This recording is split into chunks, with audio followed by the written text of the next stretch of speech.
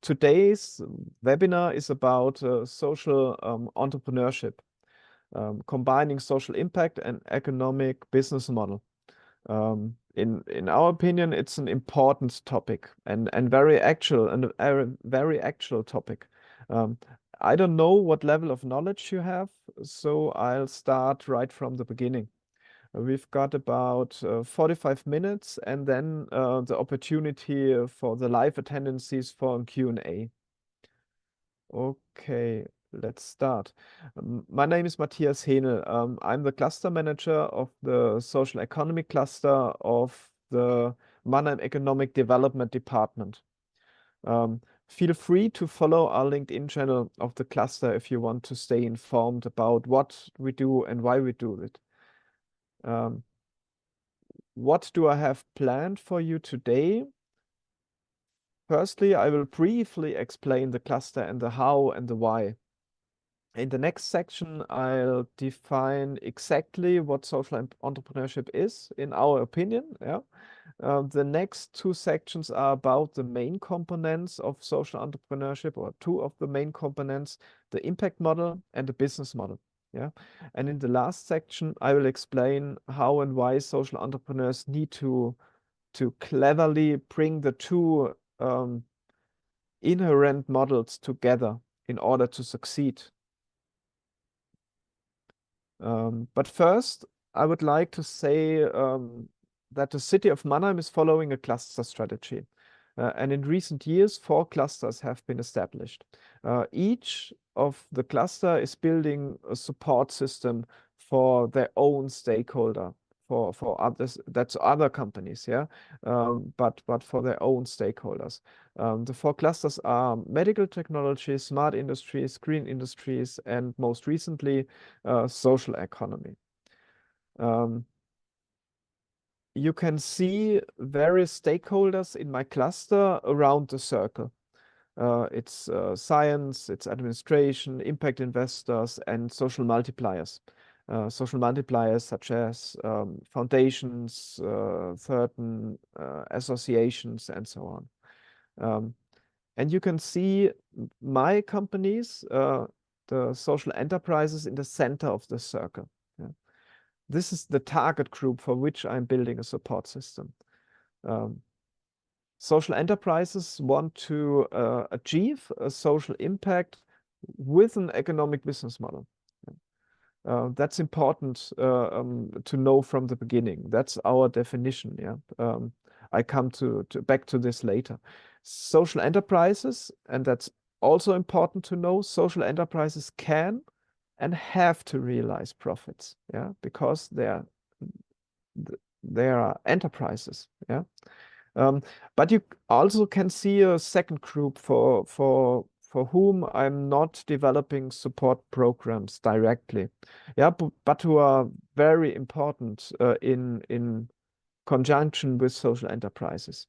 And these are the welfare institutions. Yeah, these large institutions also have a social impact, but are not directly economically active on the market. Yeah, they often receive transfer funds from a public institution. Yeah, if we bring both groups together, we bring together implementation strengths. Yeah, big, old, stable institutions. Yeah, and innovative power. Yeah, social enterprises.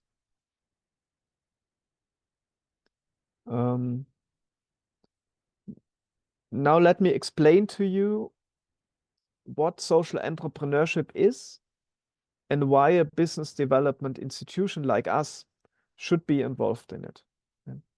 And that's because people keep asking me why a business development department like we are should be involved in this kind of social stuff. Yeah, they ask me, shouldn't you be looking after jobs? Shouldn't you be looking after value creation? And I always reply that this is exactly what we do when we take care of social enterprises. And what's even more, these companies also have a positive social impact, and that can't be a bad thing isn't it? Yeah. Um, so social enterprises have a clear impact on jobs and create significant economic value. Unfortunately, there are no formal statistics for Germany I've known of, but there are some studies for Europe as a whole. And I have picked on this slide out figures from two recent studies from 2022. You can see them. In the social and proximity ecosystem, we are talking about 6.2% of all paid jobs in the EU. That's 13.6 million, yeah, and paid jobs. And we're talking about around 6.5% of the economic added value generated in the EU. That's almost 800 billion euros. And even if the relative figures from 2021 may show strong Corona effects, yeah, that's the main year, 2021. And many other economic sectors have weakened in this time. But the absolute figures are definitely valid. Yeah.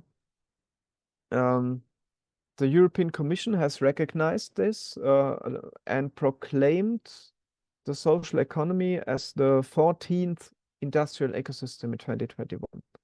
Yeah, and that's you have to see that it's an equal footing with, for example, automation, automotive, or something like tourism. Yeah, this big economic ecosystems. Yeah, this means, on the other hand, that when we talk about the social economy, we are not only talking about positive social effects. Of course, they are we do, but we are also talking about strong economic effects. Yeah, and that's really important for us. Mm. But now I'm finally going to classify the terms I've been using all this time in the whole presentation. So I want to read it to you because it's the red line through the presentation. Social entrepreneurs are entrepreneurs who often develop innovative solutions to social challenges. So the entrepreneurs are the people. Yeah. Social startups are the organization they found. Social startups, the organization founded by social entrepreneurs. And when the social startups growing older, getting economically stable, growing, and so on, then the result is the social startup became a social enterprise. Yeah, a real stable enterprise. That's our definition. But the main goal, I told it before, the main goal of social enterprises is to solve social challenges with business activities. That's really important, with business activities. Yeah, there are two aspects in this you can see. Firstly, social enterprises want to solve social challenges, of course. We will come back to this in particular in the next section, in the impact model then. The 17 Sustainable Development Goals, you can see them below. Development goals created by the United Nations are one of the most common, I would say, normative framework for social problems. Yeah, there are 11 more social SDGs, for example, no poverty, zero hunger, quality education, and so on. And there are 6 more ecological SDGs.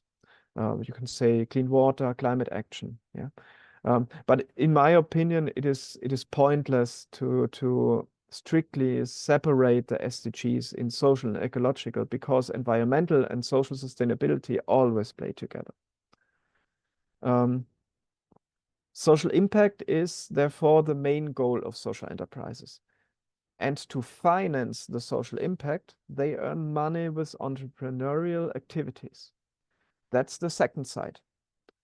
They are companies that earn money, that address the market, but only to finance the impact. So this is much more than a company donating money to social causes through corporate social responsibility measures or something like that. Yeah, that's two different stories. making money is not the focus for social enterprises. Yeah. In social enterprises, there's no profit optimization, yeah, but rather impact optimization. That's the main focus, yeah. And this, we have to say this, we have to concept this. This actually conflicts with the neoliberal economic order we are living in, yeah. That's okay, but that is precisely why social enterprises need special customized support measures. Yeah, we want to build up some measures for our own, but we need or the social enterprises need support measures from the state and the authorities. Yeah. But let me give you there three very different examples of how of social entrepreneurship activities that you can imagine of whom I'm talking. Yeah. On the left, I see and you see the prototype of a social entrepreneur. I think you'll know him. It's Muhammad Yunus. Muhammad Yunus was a banker. Um, no, he wasn't a banker. Originally, he was a scientist. Yeah, he became a banker. In the 1980s, there was a great famine in his home country of Bengal. Bengal is now Bangladesh. Yeah. Many families were starving at this time, and he saw an opportunity um, in, for women in special to grow food at home in the villages during this time. But to do this, they had to buy tools and seeds to grow food. Yeah, but they had no money and they had no securities. So no bank would give them a credit, would give them a loan. Yeah, a classic loan. But he was convinced that only a small amount of money was needed per family. Um, so he set up a bank for himself and started giving microcredits without securities. Yeah. Um, he gave it to women so that they could grow their own food. And his banking colleagues were of the opinion, you can read it, that he would never get the money back because they have no securities. Yeah. Um, but history shows he got the money back with interest. Yeah. So he earned money with it and that's simply because the families didn't starve. Yeah. Um, and they could pay the money back because they lived. Yeah. And as a result, the bank grew and was able to grant more and more micro credits and saved in the time thousands of lives. Yeah, that's in my opinion the prototype of social entrepreneur. In the center, you can see a social enterprise from Germany. Maybe you know it. Viva Con Aqua fills water into bottles and sells it. Yeah, um, some easy display. Uh, what's social about that, you can ask? Yeah, um, the entire profit of selling bottles of water is always donated to the Viva Con Aqua Foundation. And the foundation uses the money to organize projects in countries in the global south. There they build wells and ensure a clean drinking water supply, yeah, for the people there. And here you can see that a classic business model can be used to pursue social causes. Yeah. And here you also have to realize that the customers, the people who pay the service for the service, who pay the buy the water, you and me, are not the people who benefit from the social impact. Yeah, the beneficiaries of the social impact are in the global south. They have access to clean water. Yeah, and you see the fact that customers and beneficiaries are different groups of people is something we often see in social enterprises. Yeah. On the right, you can see a great entrepreneur from Mannheim. who have supported myself. This is Claire Comment. Claire is a fashion designer who designs and produces inclusive fashion. People who can stand and walk and people who are in wheelchairs need different styles to be able to dress in a modern way. And she therefore designs fashion that can also be worn by people in wheelchairs, for example. And she has her fashion produced in an inclusive workshop in Viernheim, near Mannheim. She initially sold everything via her online shop, but now also has sales areas in the central shopping mall in Mannheim. Yeah, and all these examples directly address at least one SDGs in their impact. At the same time, they earn money in order to achieve the impact. Yeah, so it's social enterprise. Yeah, and none of the business models are designed to maximize profit. Here you can see the whole thing summarized once again in a diagram, in one diagram. A social enterprise has 3 dimensions they have to think about. At the top, you can see the social dimension. In this dimension, this is where the recipients, the beneficiaries of the impact are located. Yeah, and it also contains the impact model, which we will look later. But you can't, as a social entrepreneur, you can't just focus on that. You have to earn money to be able to finance the impact in the long term. And this happens at the bottom right in the business dimension. That's where you'll find the business model, and there you will find the customer groups that pay for the service. And think again, we have learned that customer and beneficiaries are not always they do not always have to be the people who experience the impact. Yeah, it could be, but it don't have to be. At the bottom left, you will find the third dimension that social entrepreneurs should and have to consider. It's the governance dimension. Here we look, for example, at how the social enterprise deals with its other stakeholders. For example, his employees, suppliers, owners, cooperation partners, and so on. I'm afraid that would be a whole new chapter of social entrepreneurship in this own right, yeah, because it's so important. But I cannot open this due to the time constraints here. I'm sorry. In practice, you can believe me. This actually plays a major role in for every social entrepreneur. Yeah. I can also recommend everyone to take a look at the Social Entrepreneurship Network Germany and its publications. Yeah, everybody who speaks German, of course. The SENT, it's the Social Entrepreneurship Network Germany, do really good work in and advance social entrepreneurship in terms of content and in policy making. So I recommend you to look at their website. So let me now turn to one of the 3 dimensions, the impact model.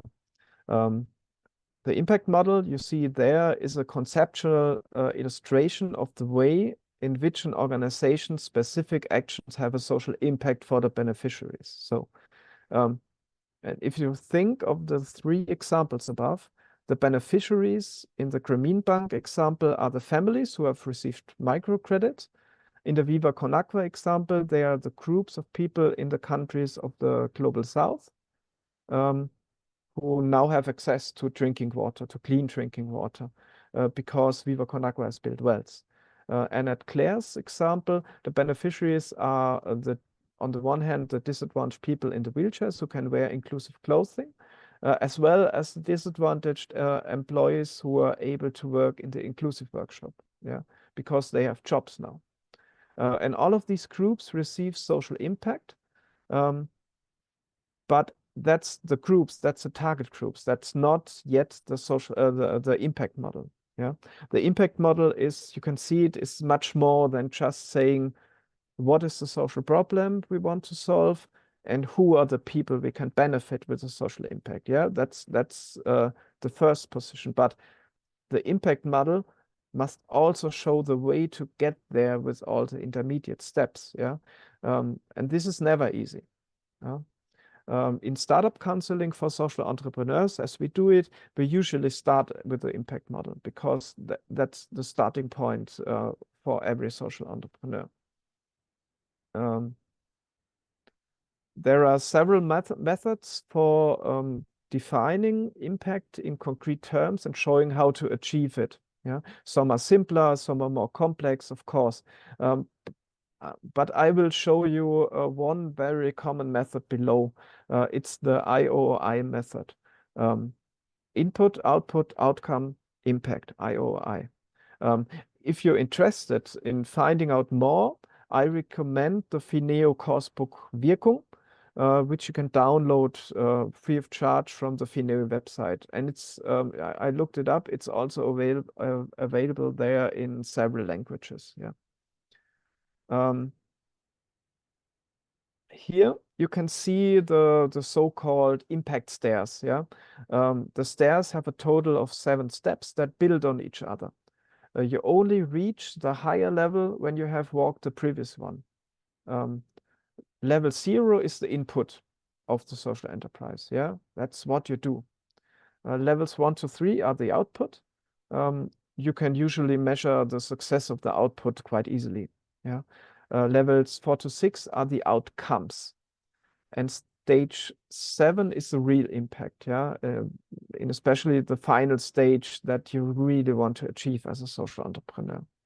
Yeah, but this is almost never achievable at the beginning. Yeah, a social enterprise is always too small at the beginning. It also takes time for the impact to unfold. And it takes a lot of effort to measure this, yeah. But it's worthwhile to think about it along the way, to be in the logic of the impact stairs, yeah. And this is because social entrepreneurs conceptualize the input, output, outcome, and desired impact in the impact model right from the beginning. Yeah, the problem, the suitable target groups, and the necessary measurements are also defined. So you have a whole package. And in practice, you can already, in my opinion, you can already speak of social impact when the outcome is measurably achieved. Yeah. Just let's use a simple example to illustrate the impact stairs. Let's take, for example, an organization that offers job application training to disadvantaged young people in order to pave the way for apprenticeship or a regular job. This could look like this. Yeah. Step 1: activities are carried out as planned. It could be, in our example, job application training takes place. That's an output. Step 2: target groups are reached. Could be young people take part in job application training. Yeah, it's another output. 3: target groups accept offers. The young people are satisfied with the program. Yeah, with our trainings. 4: now we come to the outcome. The target groups change their attitudes or develop new skills. They know what is important in an application. They know what is important. 5 is a different thing. Target groups change their behavior. So it's not they not only know what's important, they are able to write good applications, yeah, and they do it. And step 6, the final outcome, the target group's living conditions change. Could be they are offered an apprenticeship, yeah, or they are offered a job because they write a good application, yeah, with our training. And step 7, you have to think this with you along the way. Society changes. Could be, in our example, youth unemployment falls. So, but there's a direct impact from level 6 on, yeah, at least for the organization's target group. However, many young people must have taken part in the program in order to reach level 7. That's sure, but that's not a problem. Yeah, that's your goal. When formulating the program, it is important that the target group is precisely defined for later measurement. Yeah. Here, for example, in our example, you can say young people age 17 and older without a school leaving certificate in Mannheim. So it's very precisely defined that. Yeah. And it is also important that the goals that are set are measurable and within a precise time frame.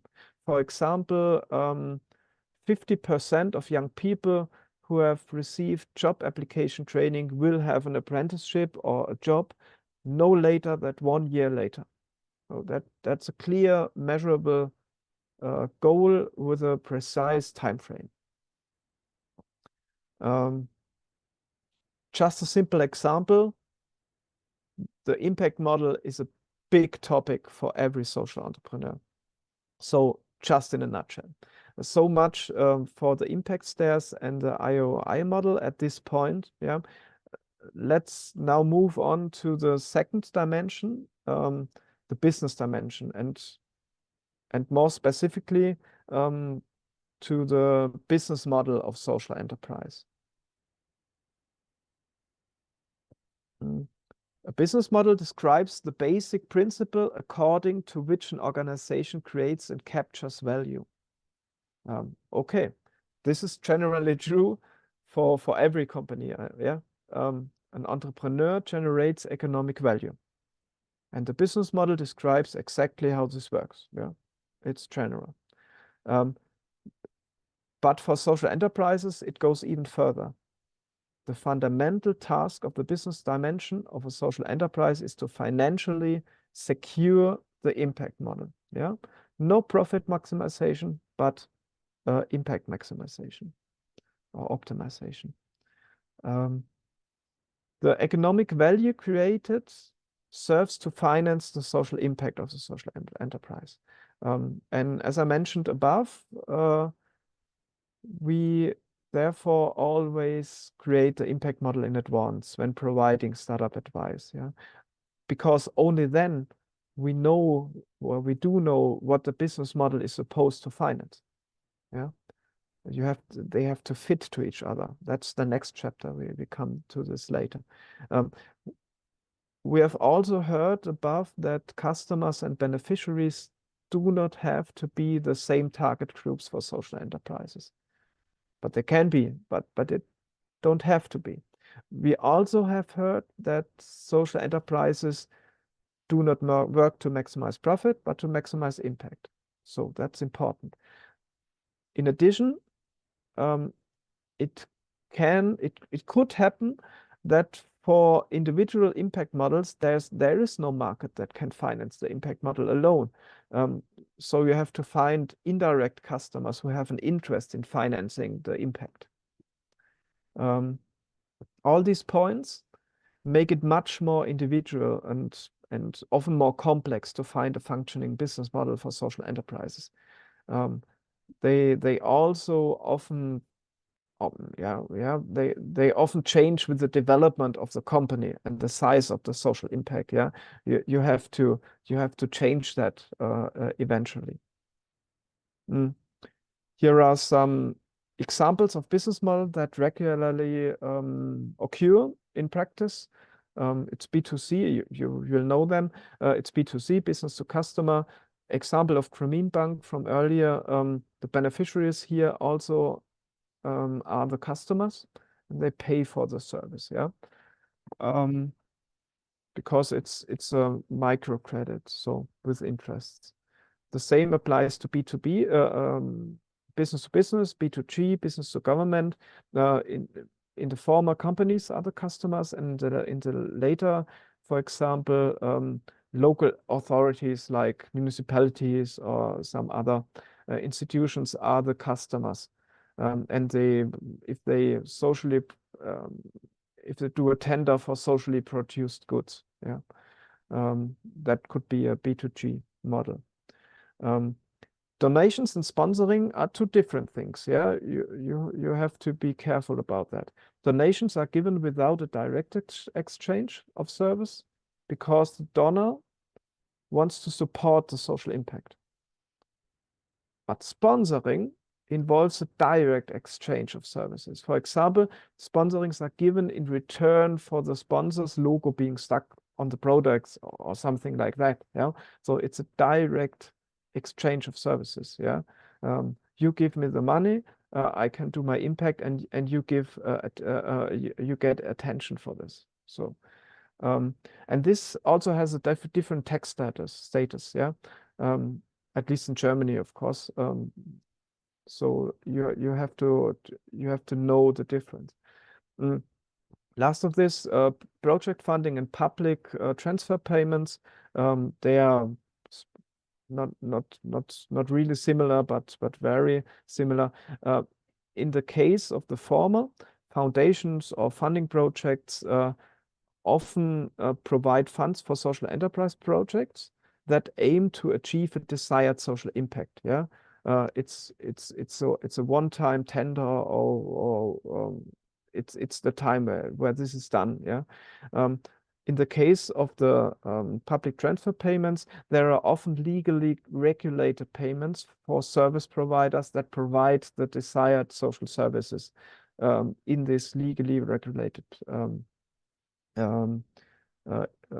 impacts. Yeah, each of these points I could discuss in more detail, I know, but this should suffice as an overview, I think. Yeah, the increased complexity, I want to say just that in this slide, the increased complexity of the business plan makes it necessary for every social enterprise to think about a precise and individualized way of developing the business model.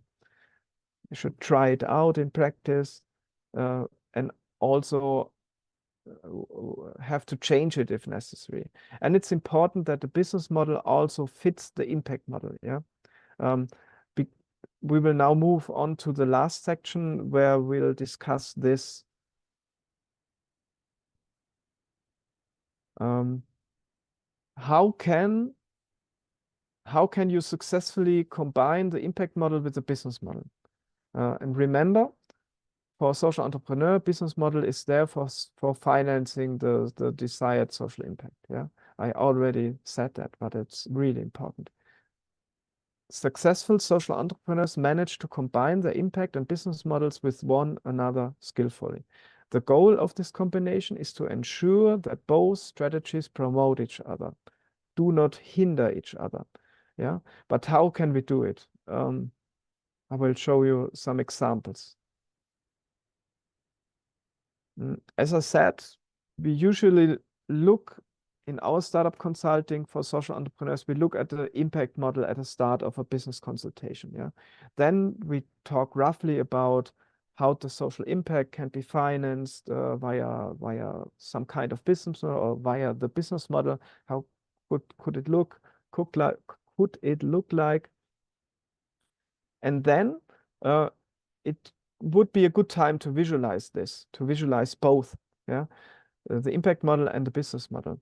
And now you can already create a social business model canvas. Yeah, these social business model canvas are based on the well-functioning business model canvas, old school. Yeah, but it's the difference is that not only the elements of the business model are created here, but also the parts of the impact model.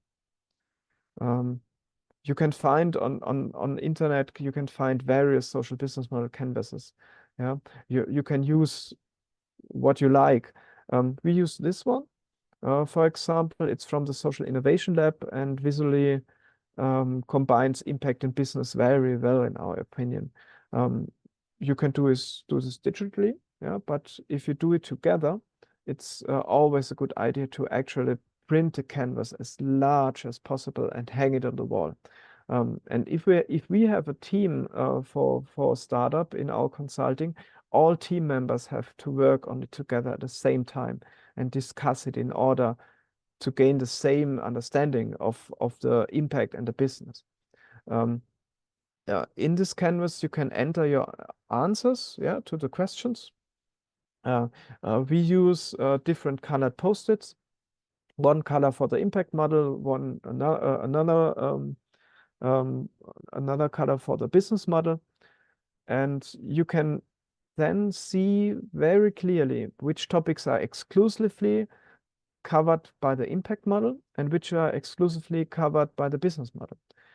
And you can see the topics where you have stuck post-its with both colors, and these are the topics where impact and business model are directly linked, and you have to focus on this later on to fit this together.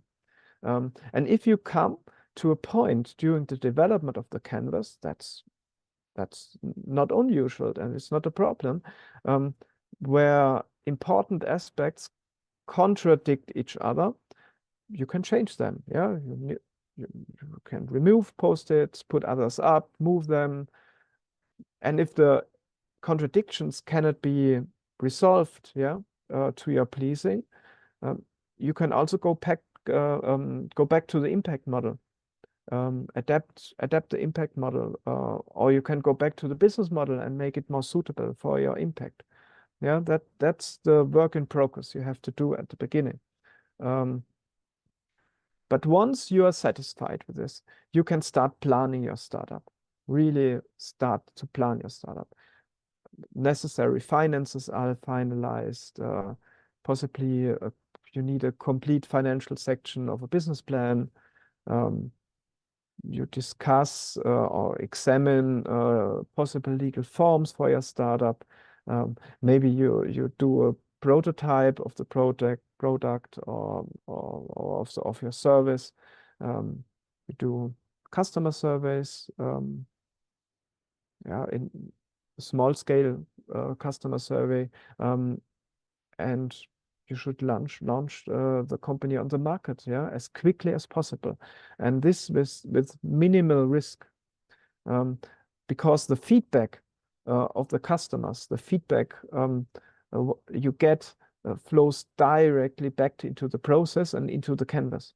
And the first impact on the market is usually not yet perfect, and that is not a problem. But what you learn is the return on invest that you reinvest in changes to the social enterprise, to getting better.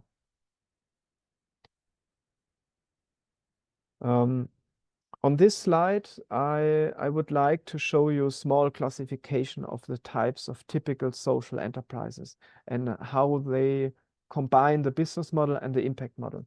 This system, you see, was developed by Reit and Siebold together with Cent, and tested it in practice at Cent, at Social Entrepreneurship Network Germany.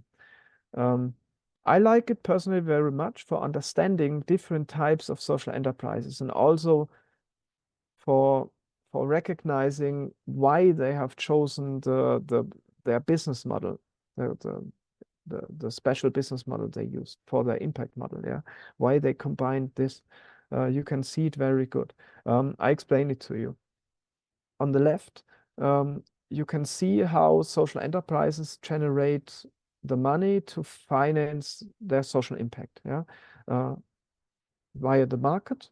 So there are direct customers who pay for your service, or via the mission. In other words, via some other finance people who have an interest in the social impact happening and give money for it. Below, you can see how social enterprises fulfill their mission. For example, or especially how they generate social impact. Do they generate social impact for the beneficiaries or with the beneficiaries? But let's take a practical example of every field. In the field of supply, this could be a soup kitchen, for example. Here, money and food are donated by third parties, which the social enterprise prepares for the beneficiaries. And this gives the beneficiaries access to warm food that was previously unavailable for them. So someone other pays, and the other group benefits from the impact. What would be an example of empowerment? For example, companies that provide free retraining for disadvantaged groups, yeah, like our example from before. The social enterprise is financed by, for example, state funds, because the general public has an interest in the productive integration of disadvantaged groups of people into the labor market. So the beneficiaries themselves are trained and therefore contribute themselves to the outcome. Let's move on to the field of support. I think here, for example, we can take our example from before, Viva Con Aqua. Customers buy the water bottles. There's the market, and Viva Con Aqua organizes access to clean drinking water for the beneficiaries in the global south. So that would be a support field, I think. The last field is employment. There you can have the example of Muhammad Yunus, yeah, of his Grameen Bank from before. The Grameen Bank grants microloans with interest, enabling the beneficiaries to work in their fields and grow food, and they finance the Grameen Bank, and thus the further social impact by repaying the loan, so the bank could give more microcredits. Yeah. That would be this systemic approach of combining business model and impact model. So my last slide. Here you can see Ampelfit. Yeah, the founder is Nathalie Jacobi. It's a social enterprise from Mannheim. Ampelfit provides practical tools for daily work with children aged between 3 and 11, and they combine needs-orientated education with martial arts. Yeah, all for the benefit for the children. Told very briefly and simply, yeah. It's not the complete story, but in 2 minutes, very briefly and simply, Ampelfit strengthen resilience through workshops with pupils and teachers. So self-confidence, strengthening against bullying, and so on. That's the impact, but it's the impact in a nutshell, of course. Now someone has to pay Ampelfit for the workshops. Yeah, the first thing you think of, it's the schools. Yeah, of course, but our schools don't have any money for voluntary workshops. Yeah, but you can think then perhaps the parents. Yeah, then you would exclude all children from families that are not wealthy. And those kids could use it as well, I think. So Nathalie had to rethink. The schools couldn't afford it. She did some research and found that there's funding from higher level institutions and foundations exclusively for schools to offer voluntary activities on the subject of resilience and so on. So she went to the teachers and said, I can organize this for you. You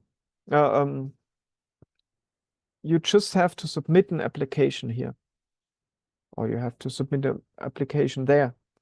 But that was also only semi-successful, I would say. The teachers simply didn't have the time to submit additional applications. Yeah. So she rethought the process again. She practically went back to the social business model canvas. Yeah, not in real, but in her mind, and adapted how the business model could cleverly support her impact model, because she wants to reach the impact. So she became an expert herself and knows many good funding programs for schools, and she now writes the application for the schools herself, in consultation with the schools. And the teachers now only need to read the application, sign it, and send it to the institution or foundation. The foundation are pleased with a good application, approve the funds, school can pay for Ampelfit, and Natalie can realize her social impact. Yeah, this was really just a quick and rough summary of this. Yeah, you could go on for a long time about Ampelfit alone. It's really a great social enterprise. If you are interested, you can of course find the company on the web, and I recommend it's worthwhile. Now I've come to the end.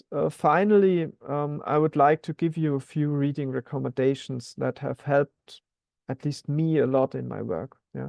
Unfortunately, the articles by Send and Reit and Siebold are only available in German, but Phineus' Kursbuch Wirkung is available in a large number of languages. Yeah. And if you search further, there's no shortage of good literature on social entrepreneurship. One final note I want to give, as far as I know, my colleague Lil Leirich will be giving a webinar on social entrepreneurship and intrapreneurship as part of this series of events. I would definitely recommend that, yeah, because she's a real expert. In conclusion, I can tell you that we have so many social and socio-economic and socio-ecological problems all over the world. There is enough social impact that we all need to generate in order to do something meaningful. One way is to generate impact as a social enterprise yourself. Could be an idea. If this interests you, look for initiatives or ecosystems in your area, attend events, network, generate ideas, discuss them, improve them, seek help from partners or from advisory organizations, and simply try it out. Yeah, I think the world needs it. So this is the end for me. Thank you very much.